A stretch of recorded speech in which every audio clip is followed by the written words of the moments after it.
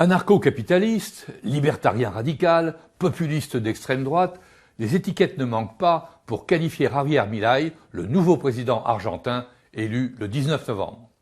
Sa victoire est sans appel, près de 56% des voix contre 44% pour le candidat péroniste, l'actuel ministre de l'économie Sergio Massa. Javier Milei a été élu par la classe moyenne, une bonne partie des classes populaires et les jeunes.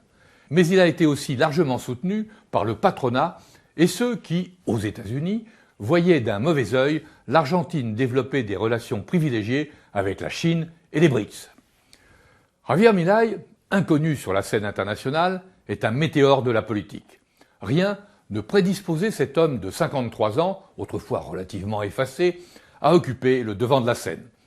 Avec une formation d'économiste, il était employé par une société Aeropuerto 2000. En 2015, son patron, en conflit avec le gouvernement de droite de Mauricio Macri, lui demande d'aller plaider leur cause sur les plateaux de télévision. Et là, c'est la révélation. Le timide se mue en rockstar. Il se lâche, provoque, devient un habitué des talk-shows. Il dénonce pêle-mêle l'emprise de l'État, la corruption des élites, les échecs du péronisme, la paupérisation du pays, l'hyperinflation, plus de 140% en un an. Avec la crise du Covid, ces diatribes font mouche. Il fustige l'impuissance et la corruption d'un gouvernement qui n'a pas d'autre solution que d'enfermer la population. Il crée alors son propre parti, Libertad Avanza, et se fait élire il y a 2 ans député. Et ce, avec l'aide, y compris financière, du gouvernement péroniste de centre-gauche. Ces derniers font un calcul qui se retournera contre eux. Sergio Massa, qui vise la présidentielle, espère qu'une candidature de Milei empêchera la candidate de la droite classique d'arriver au second tour de la présidentielle. Et c'est effectivement ce qui va arriver. Lors du premier tour, le 22 octobre dernier, Sergio Massa obtient 36%, Milei 30% et Patricia Bullrich 28,5%.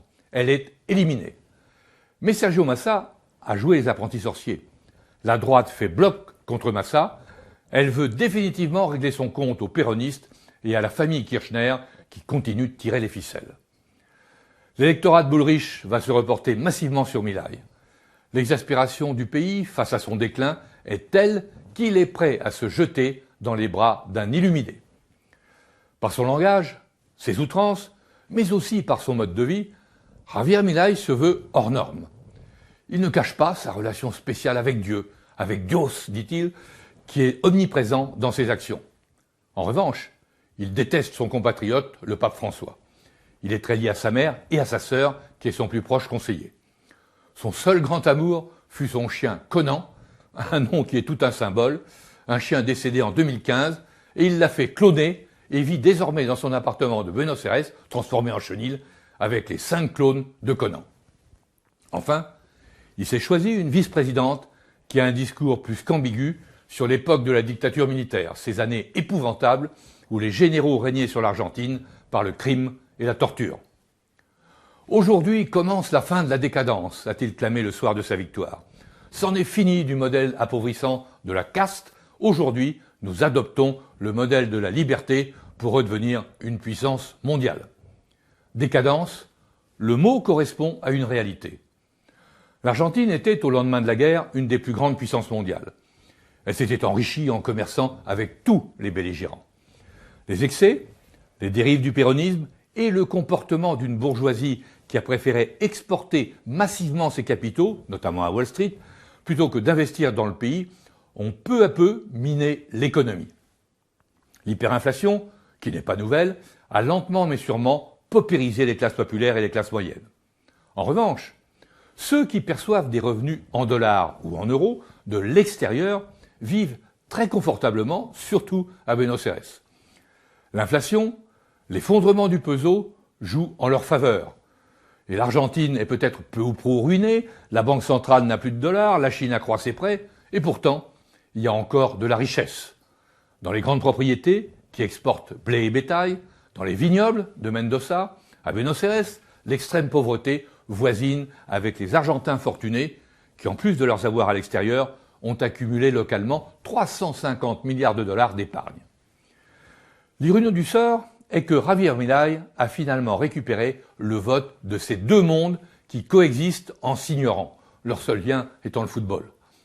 Son programme est on ne peut plus simple, pour ne pas dire simpliste. Il faut rompre avec l'omniprésence de l'État, les aides sociales, favoriser l'initiative privée, découper à la tronçonneuse la Banque centrale argentine qu'il compare dans une référence biblique au malin. Abandonner le peso au profit du dollar. Il veut éliminer 90% des impôts et en finir avec les dérives sociétales, l'avortement, la défense des minorités, etc.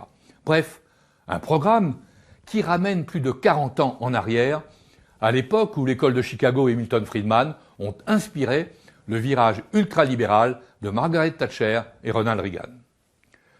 Mercredi 15 novembre, reçu par le patronat argentin dans les salons de l'Alvear, le palace de Recoleta, le quartier chic de Buenos Aires, Javier Milei a été très clair. Je ne veux rien avoir à faire avec les communistes, les autocrates et ceux qui ne respectent pas la démocratie libérale.